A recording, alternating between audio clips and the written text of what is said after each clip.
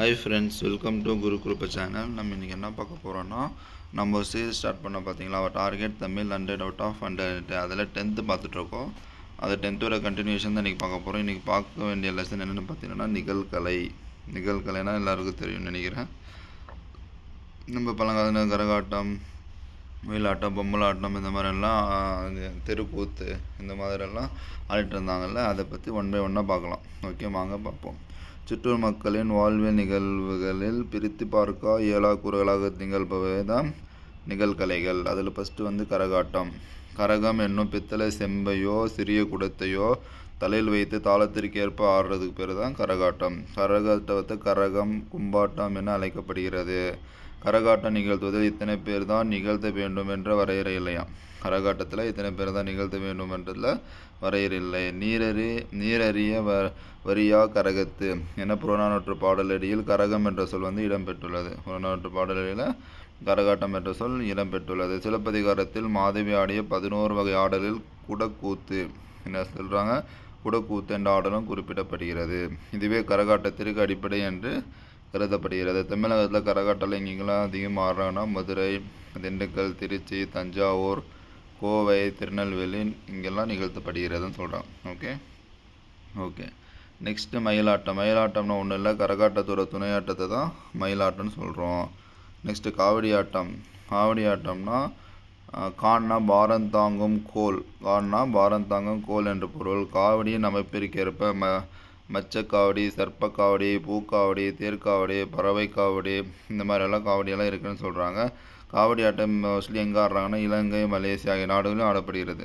காவடி ஆட்டம் நம்ம தமிழ்நாட்டில் மட்டும் இல்லாமல் இந்தியாவில் மட்டும் இல்லாமல் இலங்கை, மலேசியா நாட்டில் ஆடப்படுகிறதுன்ற மாதிரி சொல்கிறாங்க. ஓகே நெக்ஸ்ட்டு ஒயிலாட்டம்னா ஒரே நிற துணியை முண்டாசு போல கட்டி ஆடுறது. ஒரே நிற துணியை முண்டாசு போல கட்டி ஆடுறது தான் ஒயிலாட்டம். இதில் கம்பீரத்துடன் ஆடுதல் தனி சிறப்பானது. கொஷின் கேட்கலாம், கம்பீரத்துடன் ஆடும் ஆட்டம் என்ன ஆட்டம்னு கேட்டால் ஒயிலாட்டம். ஓகேங்களா? ஓகே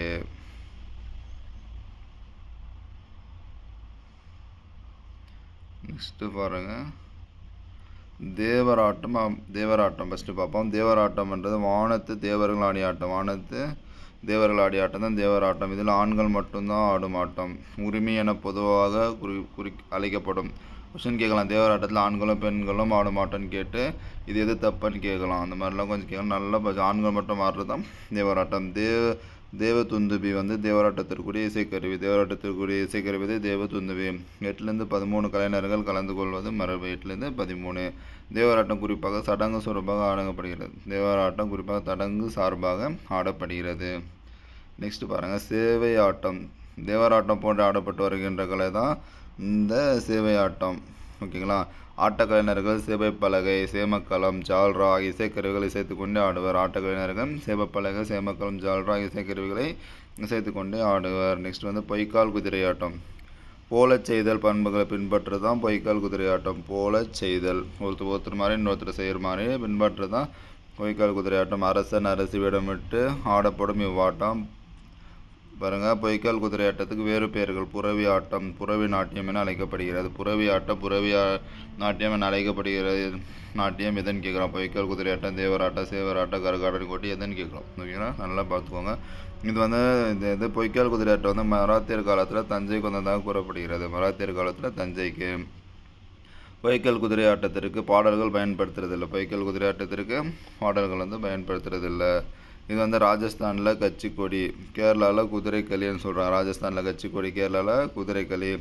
நெக்ஸ்ட்னா தப்பு ஆட்டம்ன்றது ஆண்கள் பெண்கள் 2 பேருமே ஆடுறாங்க. தப்பு என்ற இசைக்கருவி இசைத்து கொண்டே ஆடுவது. தப்பு என்ற இசைக்கருவியை இசைத்து கொண்டே ஆடுறது தான் தப்பாட்டம். தப்பட்டை தப்பு என அழைக்கப்படுகிறது. ஓகேங்களா? தப்பட்டை தப்பு என அழைக்கப்படுகிறது. இங்கே பாருங்கள், தக தக தக தந்தக தக தக என்று தாளம் பதலை திமிலை துடி தும்பட்டமும் பெருக. இந்த இது எங்கே இருக்குதுன்னா திருப்புகழ 143வது பாடலாக இருக்குது என்று அருணகிரிநாதர் கூறுகிறார். இது திருப்புகழ 143வது பாடலாக அருணகிரிநாதர் கூறுகிறார். இதனை பறை, இந்த தப்பை பறை என்று கூறுவர். இந்த தப்பு பறை என்றும் அழைப்பார். ஓகே நம்ம தொல்காப்பியம் குறிப்பிடும் கருப்பொருள்கள், தொல்காப்பியம் குறிப்பிட்ட கருப்பொருள்கள் ஒன்றான பறை. இந்த தொல்காப்பியம் குறிப்பிட்ட கருப்பொருள் ஒன்றாக பறை இடம்பெற்றுள்ளது. ஒன்றை சொல்லுவதற்கென்றே இசைக்கப்படும் இசைக்கவல்ல தாளக்கருவி பறை. ஒன்றை சொல்லுவதற்கென்று இசைக்கப்படும் இசைக்கருவி ஆழக்கருவி பறை. ஓகே. நெக்ஸ்ட்டு புலியாட்டம். தமிழ் மக்களோட வீரத்தை சொல்லும் கலையாக திகழ்கிறது. தமிழ் மக்களோட வீரத்தை சொல்லும் கலையாக திகழ்கிறது இது புலியாட்டம். பாட்டும் வசனமும் இல்லாத ஆட்டங்கள் ஒன்று. பாட்டும் வசனமும் இல்லாத ஆட்டங்கள் ஒன்று புலியாட்டம். நெக்ஸ்ட் பாருங்கள், தெருக்கூத்து. நாட்டுப்புற மக்களால் நிகழ்த்தப்பட்டு வரும் கலை தான் தெருக்கூத்து. திரௌபதி அம்மன் வழிபாட்டின் ஒரு பகுதியாகவும் இது இருக்கிறது. இது திரௌபதி அம்மன் வேளாண்மை செய்வோரின் கலையாகவும் இருக்கிறது. அர்ஜுனன் தபசு மலைவேணி நிகழ்த்தப்படுதான். அர்ஜுனன் தபசு நாடகம் எதுக்கு போடுறாங்கன்னா மலைக்காக இங்கே போடுறாங்க. நெக்ஸ்ட் பாருங்கள், ஒரு டூயினோ. தெருக்கூத்தை தமிழ் கலையோட முக்கிய அடையாளமாக்கியவரில் ஒருவர் தான் பாருங்கள். தெருக்கூத்தை தமிழ் முக்கிய அடையாளமாக்கியவர், நாடக கலையை மீட்டெடுக்க தமது குறிக்கோள் என்றவர் இது மாதிரி சொன்னவர் யாருன்னா கூத்துப்பட்டறை நா. முத்துசாமி என்ற கலைஞர். இதில் 4 கொஸ்டின் இருப்பாங்க. தெருக்கூத்தை தமிழ் கலை முக்கிய அடையாளமாக்கியவர் யாருன்னு கேட்கலாம். நாடக கலையை மீட்டெடுப்பது தமது குறிக்கோள்னு சொன்னவர் யாருன்னு கேட்கலாம். கூத்துப்பட்டறைன்றது யாருன்னு கேட்கலாம். அப்புறம் கலைஞர்னா யாருன்னு கேட்கலாம். ஓகேங்களா? ஓகே. இந்திய அரசோட தாமரை திருவிருதும் தமிழ்நாடு அரசோட கலைமாமணி விருதும் பெற்றவர் யாரு? கூத்துப்பட்டறை நா. முத்துசாமி என்ற கலைஞர். நெக்ஸ்ட் தோற்பாவை கூத்து. தோளால் ஆன பாவையை கொண்டு நிகழ்த்தும் கலையாதலால் தோற்பாவை கூத்து என பெயர் பெற்றது. தோளால் ஆன பாவையை கொண்டு நிகழ்த்தும் கலையாதலால் தோற்பாவை கூத்து என பெயர் பெற்றது. பாவை குறித்த செய்திகள் சங்க காலம் முதல் 18ஆம் நூற்றாண்டு வரையிலான தமிழ் இலக்கியத்தில் காணப்படுகிறது. பாவை குறித்த செய்திகள் சங்க காலம் முதல் 18ஆம் நூற்றாண்டு வரையான தமிழ் இலக்கியத்தில் காணப்படுது. திருக்குறளில் மரப்பாவை பற்றி குறிப்பிடப்பட்டுள்ளது. திருக்குறளில் மரப்பாவை பற்றி சொல்லியிருப்பாங்க. அதே மாதிரி திருவாசகத்துலேயும் பட்டினத்தார் பாடல்லையும் திருவாசகம் பட்டினத்தார் பாடல்லையும் தோற்பாவை கூத்து பற்றிய செய்திகள் இருக்குது. திருக்குறள் இருக்குது, திருவாசகத்தில் பட்டினத்தார் பாடலும் இருக்குது. ஓகே. நெக்ஸ்ட்டு பாருங்கள், ஊராக சென்று நிகழ்த்துகிற கூட்டு குடும்ப கலையாக இந்த தோற்பாவை கூத்து திகழ்கிறது. இந்த தோற்பாவை கூத்தை கையுறை பாவை கூத்து பொம்மலாட்டம் என மாற்றம் பெற்றுள்ளது. தோற்பாவை கூத்து கையுறை பாவை கூத்து பொம்மலாட்டம் என மாற்றம் பெற்றுள்ளது. மலேசிய தலைநகரான கோலாலம்பூரில் புகழ்மிக்க பகுதி ராஜராஜ தெரு என்ற ராஜராஜ சோழன் தெரு ஒரு தெரு உள்ளதா 5ஆம் உலக தமிழ் மாநாட்டு மலரில் சொல்லியிருக்காங்க. மலேசிய தலைநகரான கோலாலம்பூரில் புகழ்மிக்க பகுதி ராஜராஜ சோழன் தெரு இருக்குதுன்னா 5ஆம் உலக தமிழ் மாநாட்டு மலரில் கொடுத்துருக்கோம். எல்லாமே இம்பார்ட்டன்ட் தான், எல்லாமே படிச்சுக்கணும். ஓகேங்களா? ஓகே, சரி வாங்க நெக்ஸ்ட்டு ஒரு இதில் என்ன சார் பார்க்கலாம். பாய்ச்சல் ஒரு துணை பாடம். இதில் இருக்கிற இம்பார்ட்டன்ட் பாயிண்ட்ஸ் மட்டும் பார்ப்போம். பாய்ச்சல் எழுதினவர் நா. கந்தசாமி. தக்கையின் மீது 4 கண்கள் என்ற சிறுகதை தொகுப்பில் பாய்ச்சல் என்னும் கதை இடம்பெற்றுள்ளது. தக்கையின் மீது 4 கண்கள் என்ற சிறுகதை தொகுப்பில் பாய்ச்சல் என்னும் கதை இடம்பெற்றுள்ளது. இந்த கந்தசாமி என்றவர் யாருன்னு பார்த்தீங்கன்னா மயிலாடுதுறை நாகப்பட்டினம் மாவட்டத்தைச் சேர்ந்தவர். எங்கே? மயிலாடுதுறை நாகப்பட்டினம். இவர் எழுதிய சாயாவனம் எனும் புதினத்தால் எழுத்துலகில் பெயர் பெற்றவர். எழுத்துலகில் பெயர் பெற்றது காரணமான ஒரு புதினம் எது? சாயாவனம். விசாரணை கமிஷன் என்ற ஒரு புதினத்துக்கு சாகித்ய அகாதமி அரசு கொடுத்துருப்பாங்க கந்தசாமிக்கு. எதுக்கு? விசாரணை கமிஷனுக்கு. சுடுமண் சிலைகள் என்ற குறும்படத்துக்கு அனைத்துலக விருது கொடுத்துருப்பாங்க. சுடுமண் சிலைகள் என்ற குறும்படத்துக்கு அனைத்துலக விருது. 150க்கும் மேற்பட்ட சிறுகதைகள் 11க்கும் மேற்பட்ட புதினங்களை எழுதியிருக்காரு. 150க்கும் மேற்பட்ட சிறுகதைகள் 11க்கும் மேற்பட்ட புதினங்கள் எழுதினார். அவர் எழுதுனது ஒரு சில புதினங்கள் பாருங்கள். தொலைந்து போனவர்கள், சூரிய வம்சம், சாந்தகுமாரி முதல்வர் எழுதிய புதினங்கள். நான் சொன்னேன் ஒரு புக்கு பின்னாடி ஒரு லைன் கொடுத்துருவேன். இது சிலப்பதிகாரத்தை பற்றி கொடுத்துருவேன் பாருங்கள். ஓங்க இரும் பரப்பேன் வங்க ஈட்டத்து தொண்டியோர் சொன்னது சிலப்பதிகாரம். சொன்ன சிலப்பதிகாரம். ஓகே.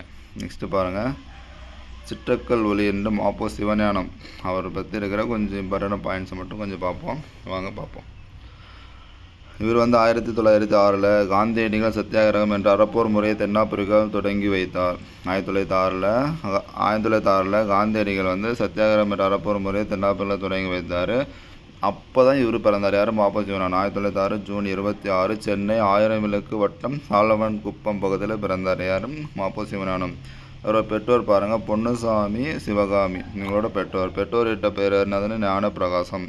மாப்போ சிவஞானத்துக்கு பெற்றோரிட்ட பெயர் என்னன்னு கேட்கலாம். ஞானப்பிரகாசம். சரபையர் என்ற முதியர் சிவஞானி என்று அழைத்தாங்க. சரபையர். அப்போது சிவஞானம் எப்படி வந்துச்சு? இப்போ ஞானப்பிரகாசம் பெற்றோர் விட்டாங்க. சிவஞானி எப்படி வந்துச்சுன்னா இந்த சரபையர் என்ற முதியவர் அவரை சிவஞானி என்று அழைத்தாராம். அதனால் சிவஞானம் என்ற மாதிரி வந்துச்சு. ஓகேங்களா? நெக்ஸ்ட் பாருங்கள், அல்லி அரசாணி மாலை, பவளக்குடி மாலை ஆகிய அம்மானை பாடல்களை அன்னையர் வந்து பயிற்றுவித்தார். இந்த அல்லி அரசாணி மாலை, பவளக்குடி மாலை இதெல்லாம் அம்மானை பாடலாம் அவங்க அம்மா வந்து சொல்லி கொடுத்துருக்காங்க. ஓகே. ஒருவன் அறிவு விளக்கம் பெற 2 வழிகள். ஒன்று கல்வி, இன்னொன்று கேள்வி. ஒன்று கல்வியாக இருக்கணும், இன்னொன்று கேள்வி அறிவாக இருக்கும். இதுதான் அறிவு விளக்கம் பெற 2 வழிகள். ஓகே. கேள்வி ஞானத்தை பெருக்க பெருமையிலே திருப்பாதிரி புலியூர் ஞானரடிகளுக்கே சேரும். இவரோட கேள்வி ஞானத்தை பெருக்க பெருமை யார் சேரும்னா திருப்பாதிரி புலியூர் ஞானரடிகள். ஓகே. அவர் சொல்கிறார் பாருங்க, என் வாழ்நாளில் நானாக முயன்று சேர்த்து வைத்துள்ள சொத்துக்கள் என்னிடமில்ல பல்லாயிரக்கணக்கான நூல்களை தவிர வேறென்றும் இல்லை. என்கிட்ட நான் வாழ்நாள் முழுசும் முயன்று சேர்த்து வச்சுக்கிறது சொத்து எதுன்னு கேட்டேன். என்கிட்ட இருக்கிற பல்லாயிரக்கணக்கான புக்ஸ் மட்டும்தான் சொல்கிறார். ஓகே.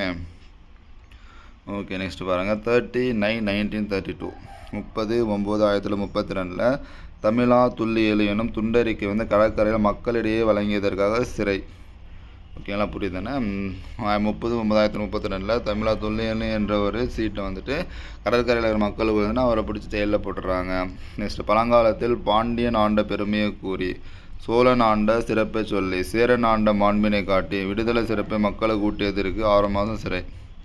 ஓகே. நெக்ஸ்ட், 1942 ஆகஸ்ட் 8 வெள்ளையனே வெளியேறு இயக்கத்தை முன்னிட்டு ஆகஸ்ட் 13 வேலூர் மத்திய சிறையில் அடைக்கப்பட்டார். அவர் மாப்போ சிவஞானத்தில். இப்போது 1942 ஆகஸ்ட் 8 வெள்ளையனே வெளியேறு இயக்கத்தை முன்னிட்டு ஆகஸ்ட் 13 வேலூர் மத்திய சிறையில் அடைக்கப்பட்டார். ஓகேங்களா. ஓகே. நெக்ஸ்ட்டு பாருங்கள், இவர் சிறையில் அடைச்சாங்கல்ல, அப்போது காமராசர், தீர சத்தியமூர்த்தி, பிரகாசம் தலைவர்களை கண்டார். அப்புறம் 1947 ஆகஸ்ட் 15 விடுதலை அடைஞ்சிடும்ல, அப்போ வந்து ஆசிரியர் மங்களர் கிளார் என்று சுமார் 55 வயதுடைய பெரியாரின் அழைப்பின் மீதே வடக்கெல்லைக்கு போகிறார். யாரோட அழைப்பு? ஆசிரியர் மங்களர் கிளார். வடக்கெல்லை தமிழ் மக்களை ஒருங்கிணைத்து தமிழுணர்வு கொள்ளச் செய்தவர் தமிழாசன் மங்கள கிளார். வடக்கெல்லை தமிழ் மக்களை ஒருங்கிணைத்து தமிழுணர்வு கொள்ளச் செய்தவர் யார்? தமிழாசன் மங்கள கிளார். அவருடன் இணைந்து தமிழரசு கழகம் வந்து சென்னையிலும் திருத்தணியிலும் தமிழர் மாநாடு நடத்தியது. அவருடன் இணைந்து தமிழரசு கழகம் வந்து சென்னையிலும் திருத்தணியிலும் தமிழர் மாநாட்டை வந்து நடத்துச்சு. நெக்ஸ்ட் பாருங்கள், சித்தூர் புத்தூர் திருத்தணி வடக்கெல்லை போராட்டங்கள் தொடங்கியது. சித்தூர் புத்தூர் திருத்தணியில் வடக்கெல்லை போராட்டங்கள் தொடங்கியது. போராட்டத்தில் ஈடுபட்ட ராஜமுந்திரி சிறையில் இருந்த திருவலங்காடு கோவிந்தராஜனும் பழனி சிறையில் இருந்த மாணிக்கம் வந்து சிறையில் உயிரிழந்துடுறாங்க. போராட்டத்தில் ஈடுபட்ட ராஜமுந்திரி சிறையில் இருந்த திருவலங்காடு கோவிந்தராஜனும் பழனியில் இருந்த மாணிக்கமும் சிறையில் உயிரிழந்துடுறாங்க. ஓகே. சர்தார் K.M. பன்னிக்கர் தலைமையில் மத்திய அரசு அமைத்த மொழிவாரி வாரியம் சித்தூர் மாவட்டம் முழுசும் ஆந்திராவுக்கு கொடுத்துருச்சான். K.M. பன்னிக்கர் தலைமையில் மத்திய அரசு அமைத்த மொழிவாரி ஆணையம் வந்து சித்தூர் மாவட்டத்தை முழுசும் ஆந்திராவுக்கு கொடுத்துருச்சுன்னு சொல்கிறாங்க. இதனால் மாப்போ சிவன் என்ன சொல்கிறார் பாருங்கள், இதனால் மாலவம் குன்றம் போனால் என்ன, வேலன் குன்றமாவது வேண்டும் என முழங்கினார். இதனால் மாலவன் குன்றம் போனால் என்ன, வேலன் குன்றமாவது வேண்டும் என முழங்கினார். இதன் காரணமாக படாஸ்கர் என்ற ஒரு ஆணையம் அமைக்கப்பட்டு திருத்தணியுள்ள தமிழ் நிலங்கள் வந்து மீட்கப்பட்டன. இதன் விளைவாக படாஸ்கர் ஆணையம் அமைக்கப்பட்டு திருத்தணி வரைக்கும் தமிழ் நிலங்கள் மீட்கப்பட்டன. இந்த கொஸ்டின் படம் சிலம்பு செல்வர் என அழைக்கப்படுபவர் யார்? மாப்போ சிவஞானம். டிஎன்பிசி நிறைய வாட்டி கேட்டிருக்காங்க, ஞாபகம் வச்சுக்கோங்க. சிலம்பு செல்வர் யார்? மாப்போ சிவஞானம். சென்னை மாகாணத்திலிருந்து பிரித்து மாகாணத்திலிருந்து பிரித்து ஆந்திரம் அமைவதற்கு ஏற்படுத்தப்பட்டிருந்த நீதிபதி வாஞ்சு தலைமையிலான ஒரு நபர் ஆணையம். இவ்வாணையம் வந்து ஆந்திர தலைநகராக சென்னை இருக்க வேண்டுமென இடைக்கால ஏற்பாட்டினை பரிந்துரைப்பதாக செய்தி. ஓகேங்களா. சென்னை மாகாணத்தில் பிரித்து ஆந்திரா அமைவதற்கு ஏற்படுத்தப்பட்ட நீதிபதி வாஞ்சி தலைமையில் ஒரு நபர் ஆணையம் இது என்ன பண்ணுதுன்னா ஆந்திராவுக்கு தலைநகர சென்னை இருக்கணும் என்று ஒரு இடைக்கால ஏற்பாட்டினை பரிந்துரைப்பதாக செய்தி வருது. இந்த செய்தி கேட்டு நம்ம மாப்போ சிவஞானம் என்ன பண்ணார் பாருங்கள். இதையொட்டி மாநகராட்சியின் சிறப்பு கூட்டம், அப்போது மாநகராட்சியோட சிறப்பு கூட்டம் ஒன்று அப்போதைய மாநகர தந்தையான செங்கல்வராயன் தலைமையில் கூட்டி சென்னை பற்றிய தீர்மானம் ஒன்றை முன்மொழிந்தது. தலையை கொடுத்தோனும் தலைநகரை காப்போம் என முழங்கினவர் மாப்போ சிவஞானம். ஆந்திரா கொடுக்குறேன்னு சொன்னாங்கள்ல சென்னை தலைநகராக, அதான் நம்ம தமிழ்நாட்டில் தான் வேணும்னு தலையை கொடுத்தா நம்ம தலைநகரை காப்போம்னு சொன்னவர் மாப்போ சிவஞானம். ஓகேங்களா.